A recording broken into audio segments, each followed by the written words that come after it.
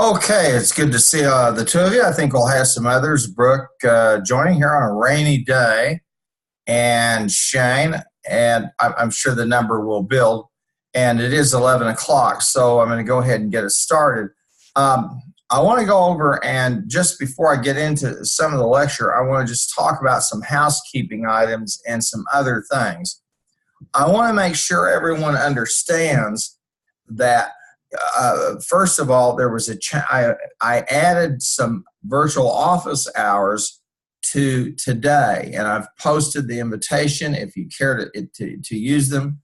And I've also changed my schedule, so everybody, advisees, and all of you in my classes know that. Now, let me recommend that you at least once or twice try visiting the virtual office. I can do the same thing in it I can do here. It also affords me an opportunity to just simply provide you more access. I've even considered maybe having some office hours in the evening. I during finals I've done that.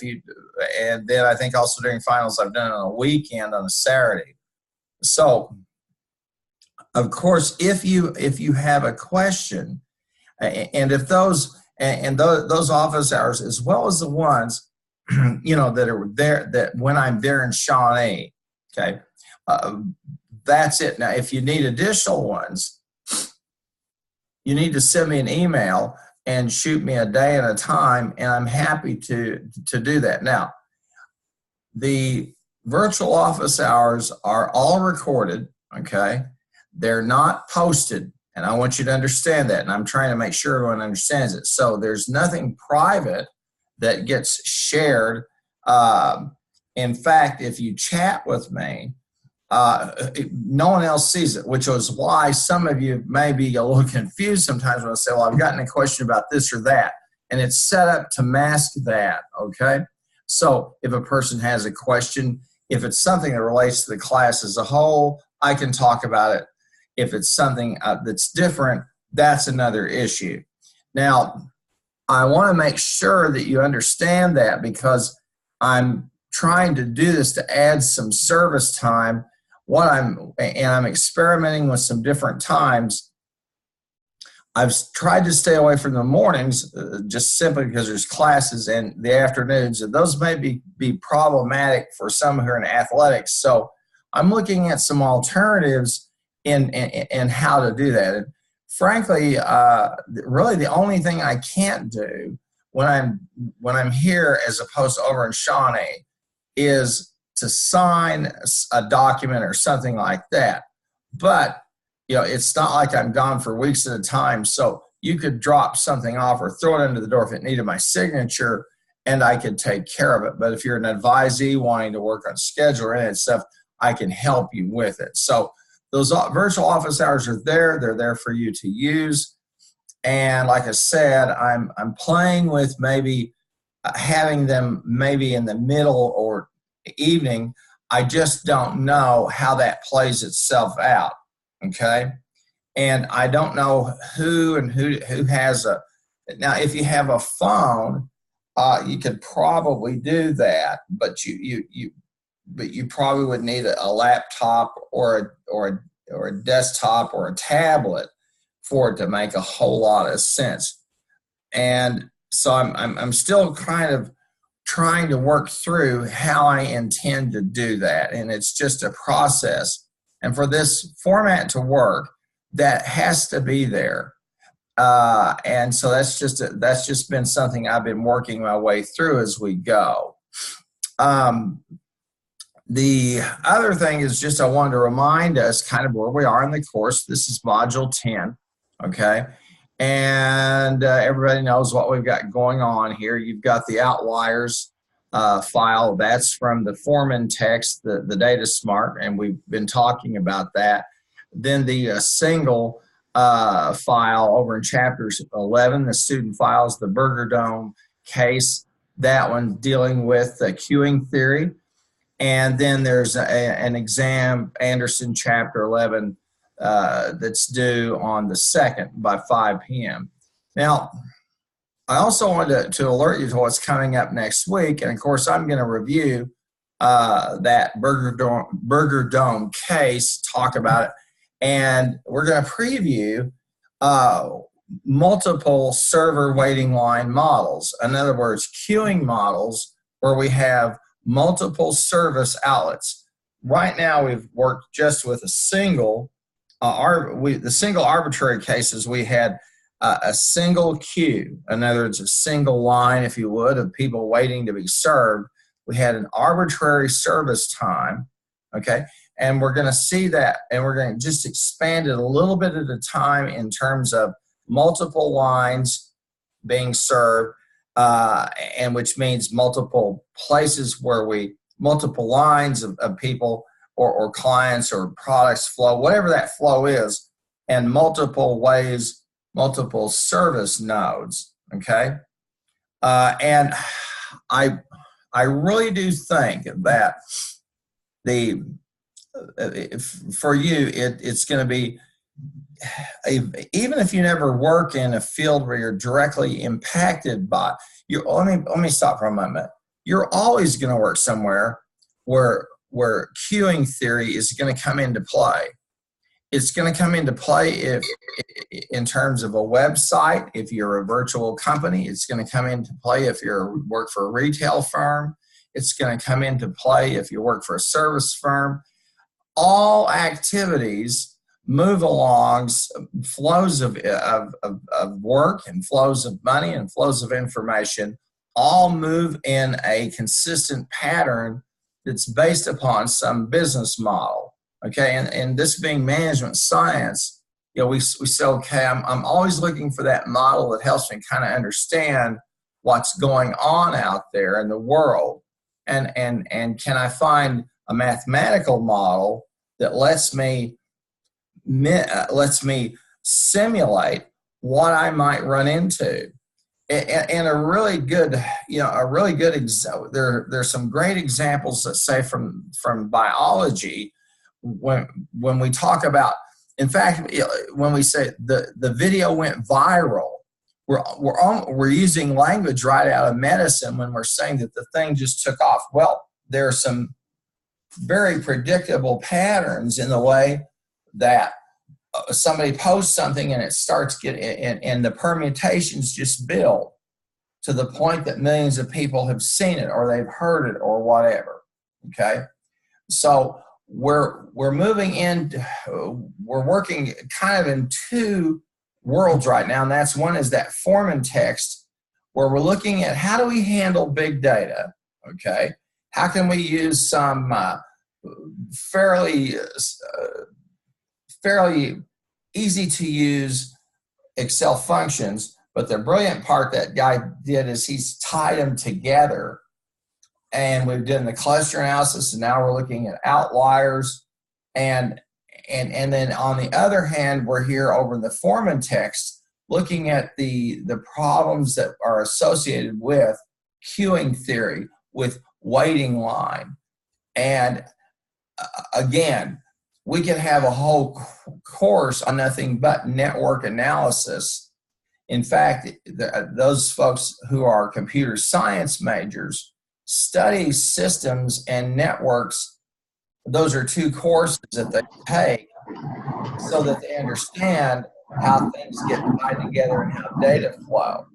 So I want to make sure that you all understood that, okay, and and understood the importance of having a grasp of that. In general, okay, and I'm going to talk now like a finance person, okay, or an accounting person. In general, what we do in a business is we take some cash, some kind of form of cash or near cash in the form of stocks that we issue and get money, bonds we might issue and get money. We may use trade credit where we borrow some money to operate or buy some stuff on time for inventory. And we take that cash, okay, and we convert it to resources, people and cash, inventory, buildings, etc., so we can convert that to a product service bundle and collect more cash, etc., and start the cycle all again. Queuing theory lets us watch that process as it unfolds, okay, and helps us understand the challenges that get presented when we have a complex operation. Now, there are whole courses. If we offered a logistics degree here, there are courses on nothing but queuing theory and which one to use in which situation, and all the kinds of variations that come into play. All of us working in a global economy have to be sensitive to this, because most major products, big ones, are built everywhere. And then they're assembled at all kinds of places, and then they have to be shipped, and that's often a very complex process. It's the same thing in the extractive industries, where somebody goes over and unloads a super tanker full of oil, and then that thing's got to traverse its way to where it's going to make its drop off, okay? And the laws that they are now, they wouldn't allow a super tanker anywhere near New York Harbor. I don't think they even offload over there. I certainly know that they do in the Gulf of Mexico and certainly up in Alaska. Well, they onload in Alaska far more than they would ever offload. And that's why the people in Alaska, the oil companies, are such that huge fight over the Alaska pipeline, is because it's essentially a lot easier to control that than a vessel that's in the middle of the ocean. Well, so when I say things, when you take a data admin course and I say databases are everywhere, and then I tell you networks are everywhere, believe me, they are. And when you walk into a place like a Walmart, it's miraculous that they assemble all of that stuff in so many stores.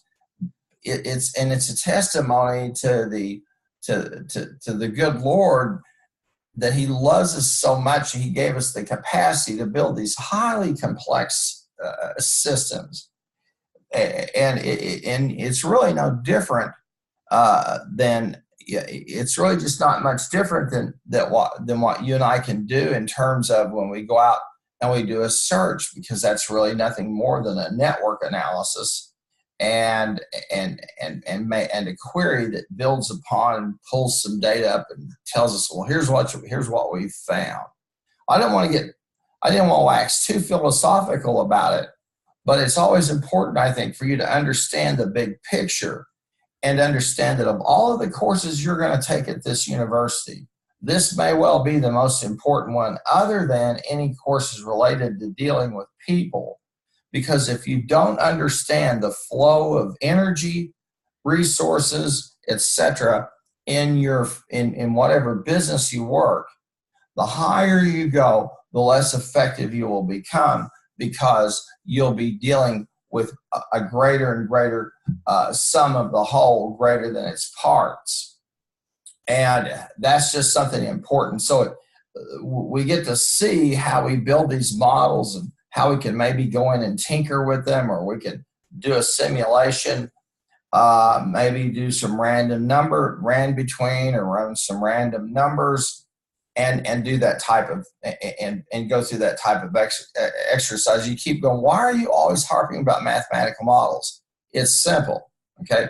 If I build a mathematical model that tells me that if a jet airplane comes in on the top of a carrier at a certain speed and the cable's not big enough, that jet airplane is going to go into the bridge of that aircraft carrier, or it's going to go right off that aircraft carrier in the sea.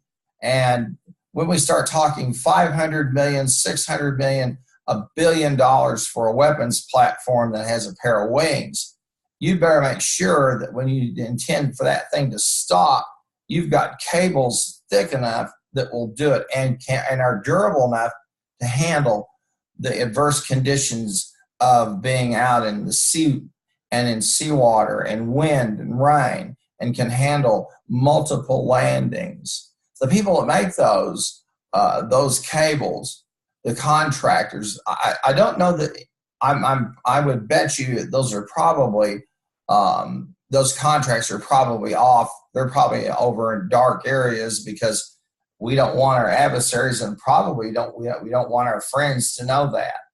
So that's just an example of how things are so interconnected and how fragile businesses are. Well, we've been talking about those issues, so we're going to go back for just a moment and we're going to take a look at the outliers. And so I'm going to go over to the foreman text and I pop in over there. And here we are. And he's, let's just go ahead and open that outliers file. And I think we've got it there. No, but that's just a bin. So you'll want to go into the files over there. And I'll go down to my desktop and get the outliers file out of my Anderson text. Pardon me, the foreman files, excuse me. And if not, I've got it stuck over there. I think it's chapter 4 or 5. Nope. I forget which chapter I've got it in. I'll get it here in a minute. Yeah. Okay, maybe it's a. Let me look here for just a second. My brain goes dead. I know what I'm going to do though. I'll just go through my cases here and open those up and find that file and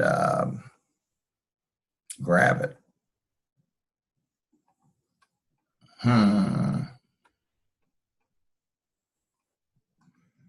All right, well, that's earth to me. Let's just do this for a minute, and I'll hold this up while you find those, and then I'll go find the file. And the truth is, actually, I don't need it. I can go without it if I need to, but it's in here somewhere. Okay, let's take a look at this, and I'm going to go ahead and I'm gonna go ahead and maybe let's look at this for just a moment. Now he's gonna start over here, and this is over in the standardized tab. All right, and what he basically says is we're going to create a graph, okay, and he walks you through the process of standardizing those data using the offset function, and he walks us through what the offset function does, and notice what he's saying right here is, for example, and here we're comparing this employee against somebody else. This is the standardized tab, okay, and the array that we're working with in the standardized tab is B2 to K2, okay, and then we're going to go to the distances tab, and we're going to get A3, and then we're going to go 0, and that is we're going to do the type, okay, and that will set where we are and how far we go in terms of rows and how far we go in terms of columns. And then he shows you the same thing when we look at the distances for C1, because we were comparing those two employees, 144,624, and I think it was 144,629 or whoever it was.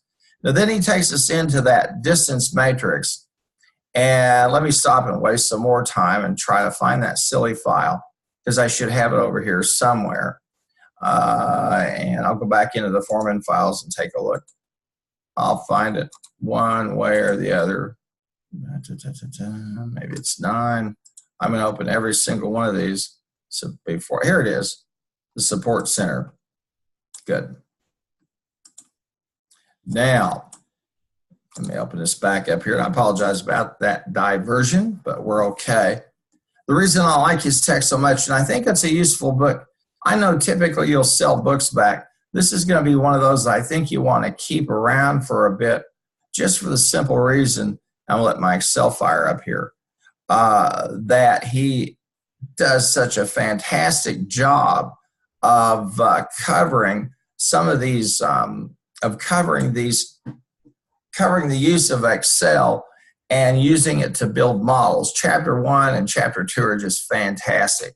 So here we are, we're over here, and we're in the standardized area, okay? And we've standardized, in the standardized tabs, we took those averages, we took all those data from these criteria here, and we standardized them. So we could compare and make everything oranges or make everything apples and do comparisons. And you'll remember when we did the cluster analysis and we were taking those percentages, we added a 1 to them so we could make them meaningful numbers, and then we used the log, the natural log for them to get them to the purest form that we could possibly get to take out any distortions, etc. We do the same thing when we standardize these. And of course, then at the bottom, there are going to be some summary statistics. And so you see there's a pattern in which he's engaged. Okay, I'm going to scroll through them instead of doing Control D or whatever it is to go to the bottom. I never learned all my keys. I'm a mouse person. What can I say? Okay. Well, I didn't do any summary data. That's okay. Now, I thought we would. Maybe we will here. I would just out of force of habit. You say, what do you mean? I would probably, since they're standardized, okay, I might go ahead and just run the mean for all of them and then the standard deviation. And I might even take the range, so I get a range here of customer ratings. I could stop at that point, and I could stop at that point if I did use the range, and the one that had the highest range, those areas where the ranges were highest would tell me where I've got some outliers. But he's not going to do a quick and dirty. He's going to walk us through the whole process. Now here you're going to use the distances, okay? And here, this looks very familiar to you, and it should. This is what when we did the cluster analysis, and we used the Euclidean geometry to figure the circumference, etc., and to square it. So, and notice we're embedding several of these functions, and he strings them together. It's just, this guy's scary smart, very, very good. And the cool thing is I can use these whether I want, if they're of any real value to me or not. Now, what I am going to, let me pop over here for just a minute. I'm an annotator. I'll grab my eraser. I think I did something with these. I'm not sure. I'll get rid of them. Okay. And we'll close that off. Now, well, maybe I've got someone who's figured out how to help me annotate. That'd be nice. Do the eraser here. All right. Now we'll close this off for just a second. Let's disable that. Okay. Now, here's the deal. If you haven't, you should. I have created some PDFs where I've explained every single one of these functions, okay, and then pulled it all together so you can see the process whereby he's created a matrix, okay, and where we are able to compare one employee versus another. And then, of course, anytime it's employee versus themselves, you can see the zeros, okay, on the diagonal.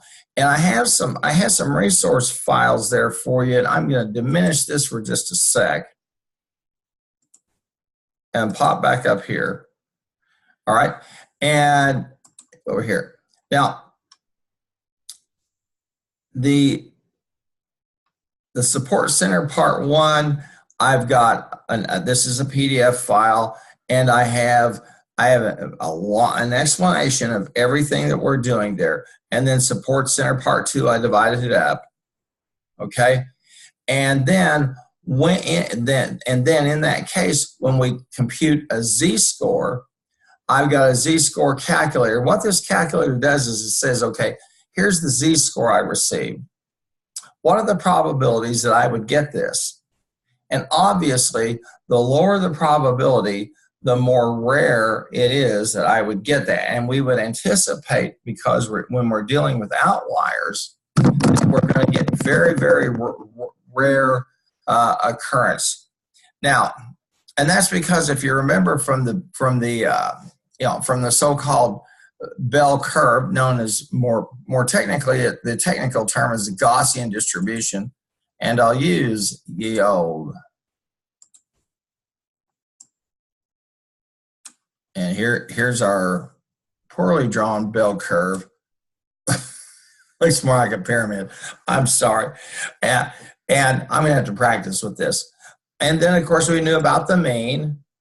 And then we know 1 standard deviation above and 1 standard deviation below, and then 2 standard deviations below and 2 above, and 3 standard deviations above and 3 below. We know that together this accounts for roughly 100% of all observations. And we know that if the data are quote unquote distributed normally, about 68% of them are in between sigma 1 positive and sigma 1 negative. It's about a 34, 34, 14, 14, 2 and 2. That's the distributions, okay? So this all just becomes a question of using some probability theory and thinking about that and saying, okay, how rare is the z-score that I got? Now, like I said before, I've got that for you to take some z and to use the tool to look at some of the z-scores that are calculated and to say, okay, what are we dealing with? How rare is this score? And then a couple of a resource in terms of, and I've mentioned this, I think, Monday, with the return on investment on analytics. And we're just now starting to understand that analytics can open a lot of doors for us. It can help us understand some things that we might not understand about our firm.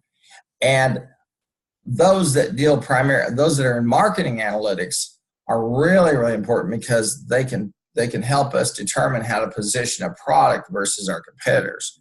Now, there's a couple of other things I have here for you to take a look at, and I would really encourage you to look at them. One is why we won't wait, and this is customer satisfaction and profits by decreasing waiting time.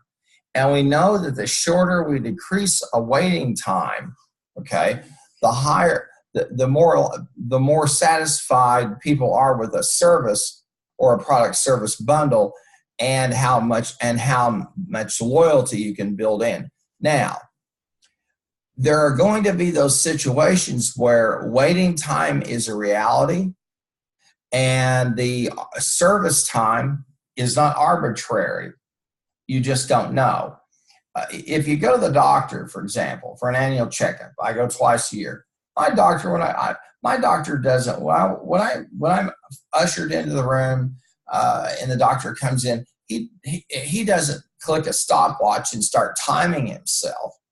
He'll ask me some questions. If I've done blood work, we'll talk about that and blah, blah, blah. But he's not operating. He's not a machine.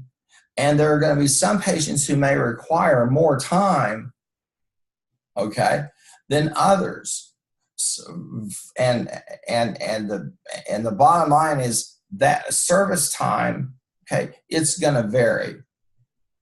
And so when we have that situation, then we have to make it worth your while. And so you go to a doctor's office and they'll have a TV in there, okay? You'll have magazines, and they're hoping that they have a set of magazines that appeal to the patients. So you sit there and you can watch some TV, Some doctors now, I'll even go to the office and they'll have coffee or something for you to drink.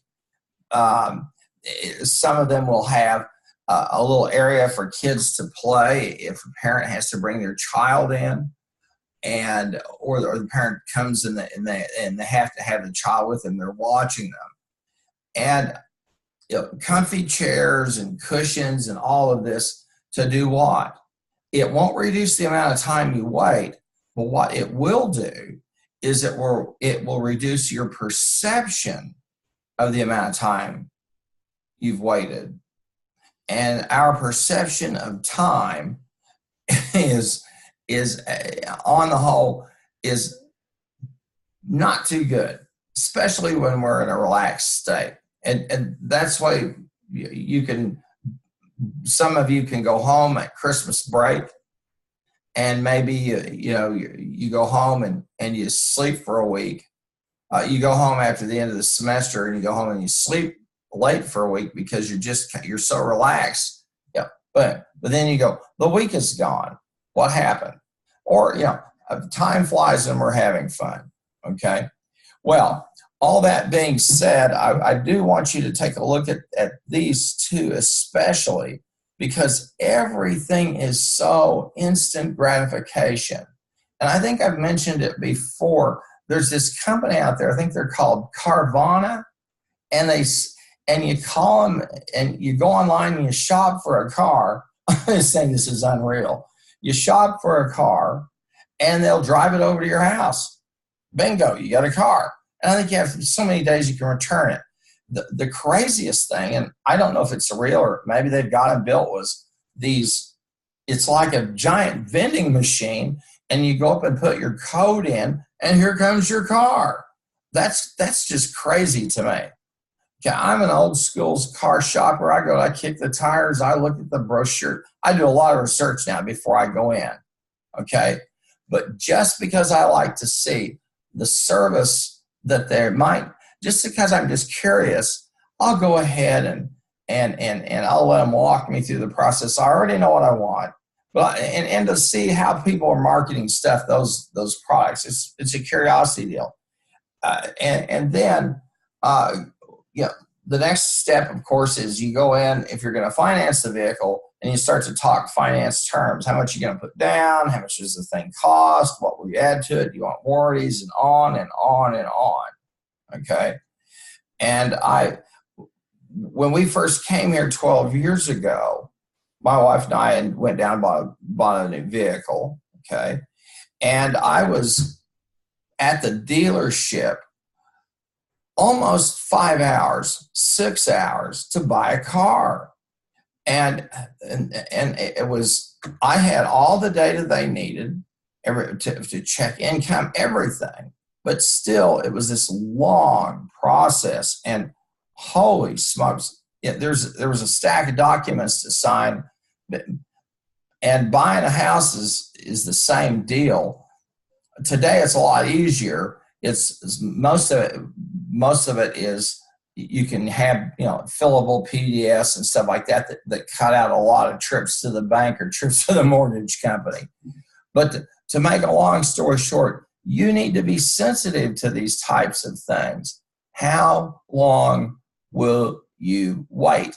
And how long will your customers wait? And that could be paperwork.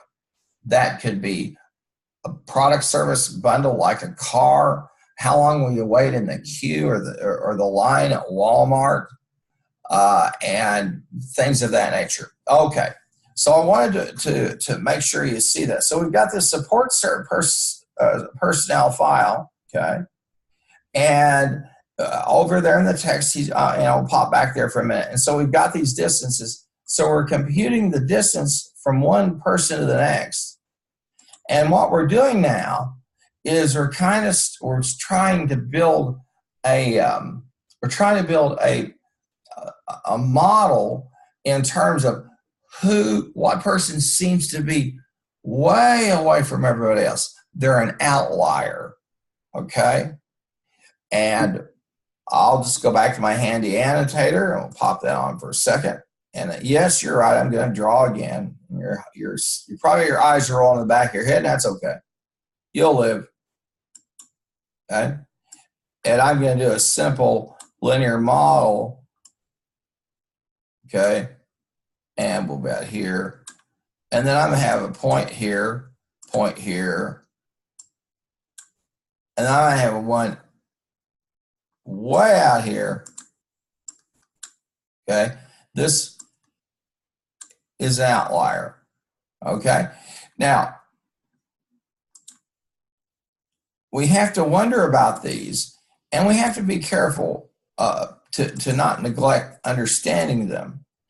And the reason is simple. Business still involves human beings who rarely ever fit statistical models. We can approximate behavior in mass, but individuals, it's a little bit different, different critter. Well, we're building this distances matrix, okay? And we're comparing employees versus employees. And then we have the ranking, and we'll look at that, all right? And take us all the way back over here to our original employees. And this ranking, we just simply rank them in terms of their distance, okay? And let's look at this for a moment. And I'll click on the function. No, it's not going to get, it's not being nice. It's not going to play for me. Why don't you do that, you little weasel? And well, we're going to use the rank we're using the rank function. And let me see if I get that. Oh, it's not going. Okay, here's what I'll do. I'll find an empty cell. I'll just do this.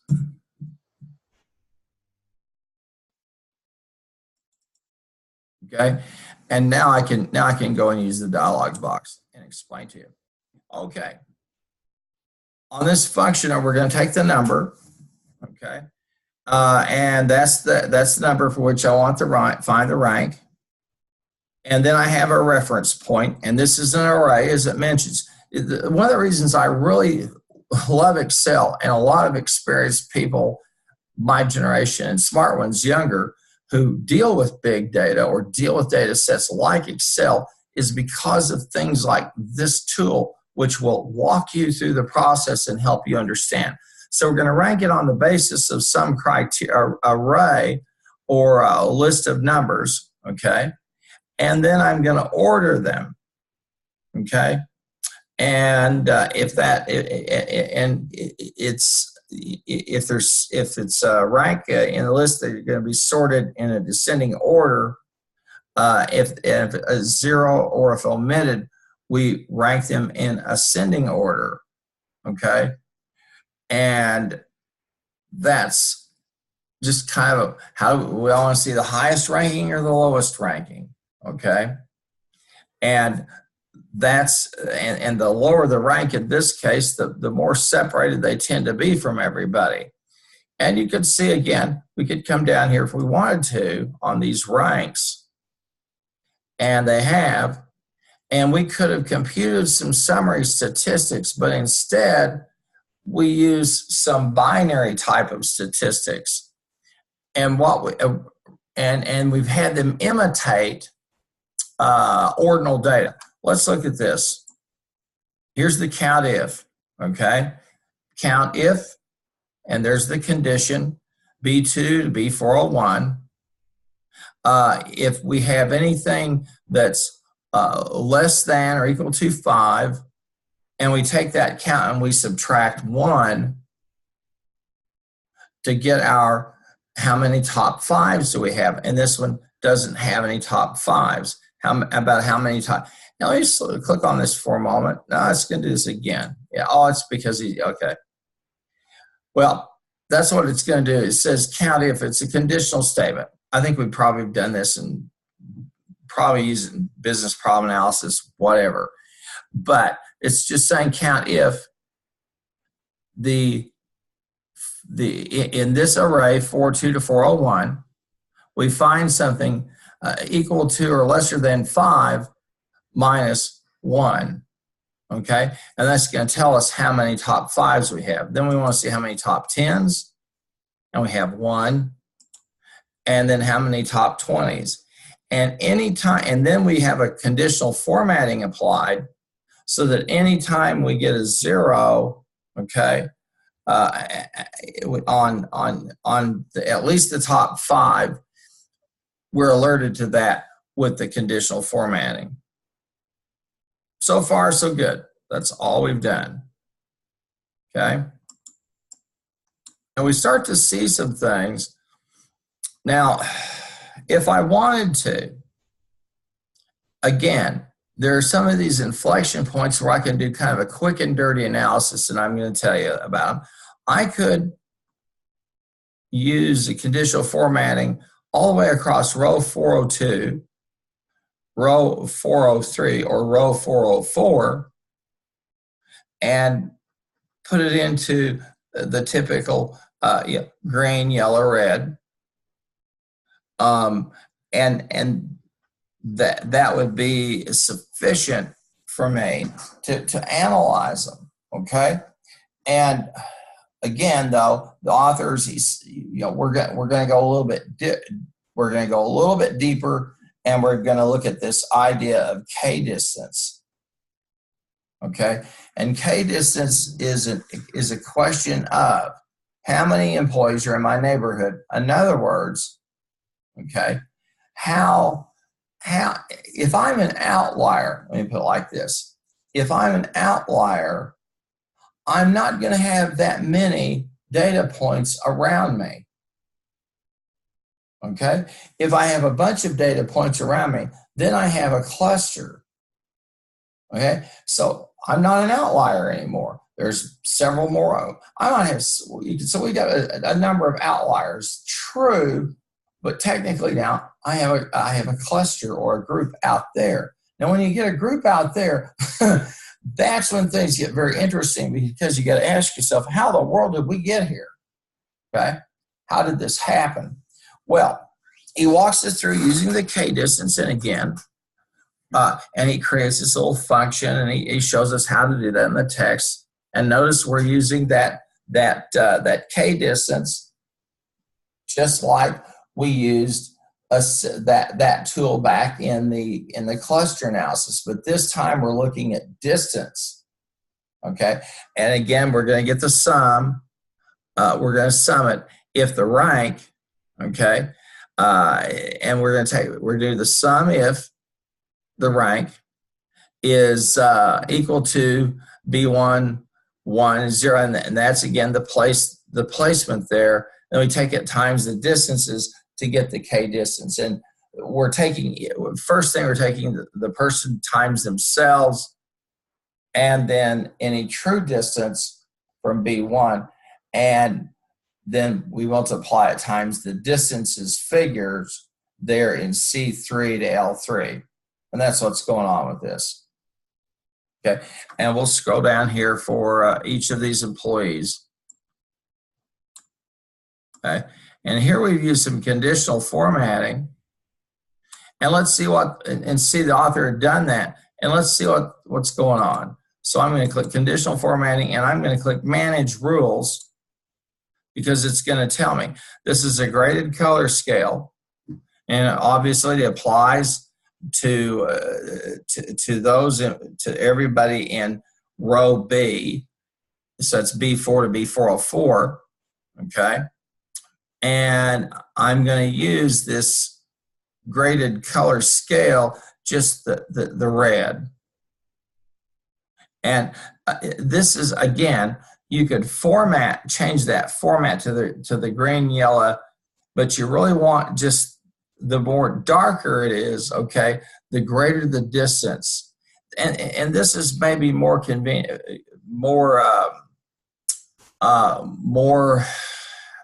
maybe it's easier on the eye, or you can see it more clearly.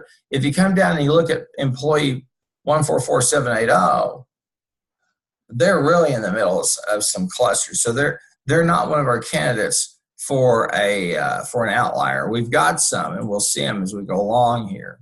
Okay, you can see you see that really dark red. There's a candidate for an outlier.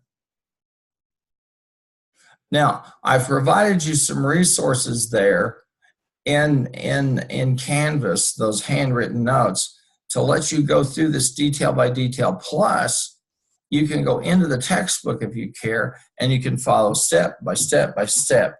If you want to do that, that's fine. I'm more interested in you understanding, okay, that we've taken the data, the raw data, and we've cleaned them up when we standardize them and then use the natural log for them. And then we start to calculate distances, okay, and then rank. And then we get the k-distance for each of these. And now then we'll get the reach or the reach distribution. Okay. And here we're going to look at the maximum of B1. And this is for, and notice now, I'm going to take employee 144624, and let's look at this for just a second. We're getting the max of B1, okay? And that's going to be this distance here. And it will either be that, we're going to get the distance of that, or the distances table, tab, and back in C3. And there's C3.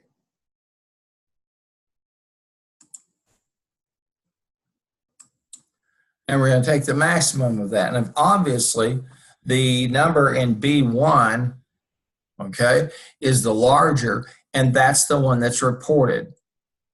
So now we know the reach. Finally, and let's see if he does some summary data on the side over. I don't believe he does. I think we're just going to go over here to the local outlier factor. Now, thus far, as we've been working with the optimizer, okay, we've been coming up with typical local solutions. In other words, solutions that are based on local conditions, and if it's optimization, certainly things like constraints. Global solutions are a whole different matter, okay? And those are really the stuff of some advanced courses. And I've taken a couple of those, and I still to this day go, well, okay.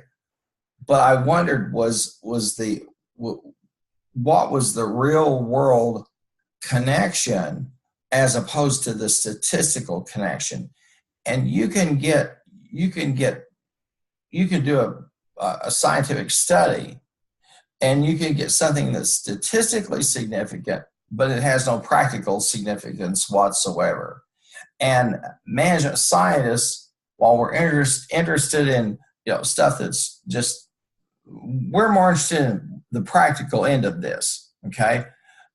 Because we're about decision making and not just solving problems. Well, we've got the local outlier here, and here we've got the average reachability distance of our neighbors. So we have the employee and then their average distance. And again, you can take this apart. We're getting the sum if, and then we use the rank table, and then the k distance tab. Okay, the rank tab, the k distance tab, and we're taking that times that figure of rank and that and the array B2 to okay. If it's greater than 0, we count. Otherwise, we have a default of a 0, and then we have the reach distance. The local outlier factor lets us say, okay, when let me just go to the textbook because we've got here for you, so I might as well just take a look here for a real quick matter, okay? And here's the employee distance matrix. He shows us the distance matrix again, then the nearest K members. I'll scroll down here. Okay. And as he mentions, we're comparing people in terms of their the relationship in terms of their score or their observed score. And then he shows us the ranking and gives us some verbiage about like the top 5, top 10, type 20. Okay. And then he gets us those counts for different neighbor graphs. All right. And then we start to move in and looking at what he calls getting nuanced in terms of looking at the outliers. And there's that the high 5 distance tab. Okay.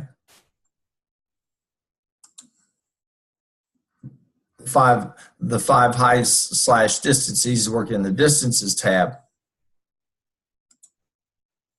Okay. Now, he shows us a graph, okay, and he talks about global outliers versus local outliers, and he shows us this graph where we look at these. We have a cluster here. We have a couple of clusters here, maybe even this one, and then we've got this outlier.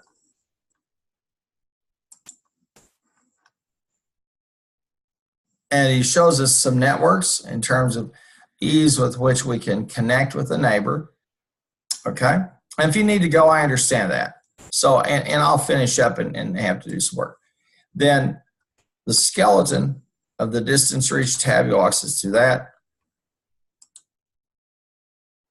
And the all reach distances. Okay. And the average distance, and then where we're at now, the local outlier factors. And the higher those are, the redder they are, the more that person is an outlier. Okay? Now, he provides you also some resources about a survey that uses that same technique. And I think you have more than enough resources there. So you'll want to upload this file, okay, for your workshop as far as the outliers. Now, real quickly, I just want to talk for a moment about the Burger Dome case.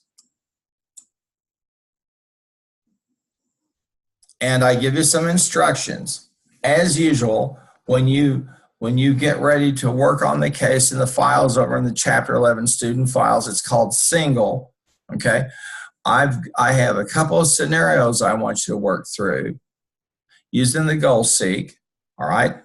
And then it shows you the file and gives you some narrative about the case there in pages 511 to 516. So I think it'd be a good idea to read the text first, okay, look at that, then come back and do the work that I've asked you to do, okay, and take a shot at it and see how you come out.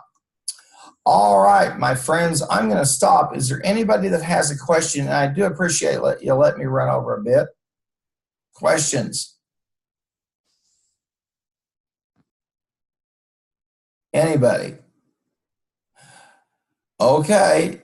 Then I'll call it a day. Thank you so much. Again, thank you for going over with me a few minutes, but I think it was profitable for us. And on Monday, we'll take a look at the single Burger Dome and go ahead for some more adventures.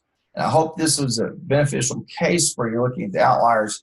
I really hope if you have some questions, I'll try to answer them. I think you have more than enough in terms of the book, the file, and what I'll give you in terms of an explanation, i.e. a key, if you want to call it that, and all of that written material to walk you through that step by step so you understand what's going on.